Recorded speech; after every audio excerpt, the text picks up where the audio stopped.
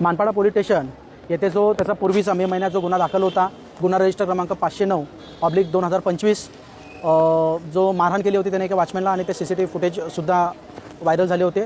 त्या गुन्ह्यात मेहरबान कोर्टाने त्याला 2 दिवसांची पोलीस कोठडी मंजूर केली होती।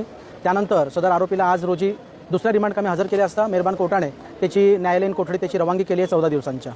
अजून एक गुन्ह्यात त्याला ताब्यात घेण्यात आलेले आहे। या जे उर्वरित जे गुन्हे आहेत त्या गुन्ह्यामध्ये पोलीस स्टेशनमध्ये असताना त्यांनी पोलिसांशी अरेरावी केली होती, सरकारी कामात अडथळा निर्माण केला होता।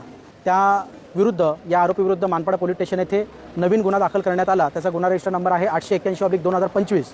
सदर गुन्ह्यामध्ये मानपाडा पोलिसांनी त्याच्याविरुद्ध भारतीय न्यायसंहिता 2023 कलम 132 प्रमाणे जो पूर्वीचा CRPC 353 होता प्रमाणे गुन्हा दाखल केला आहे आणि त्याच्यामध्ये आज पोलिसांनी त्याचा ताबा मिळण्यासाठी मेहरबान कोर्टाला विनंती केली, तसं पत्र दिलं आणि मेहरबान कोर्टाने ते मान्य केलेलं आहे। अश्विनी भराडे आरोपीतर्फे आम्ही आहोत गोकुळ चहाच्या प्रकरणामध्ये 509 मध्ये त्याला अटक केली होती। त्याच्यामध्ये PCR भेटला होता।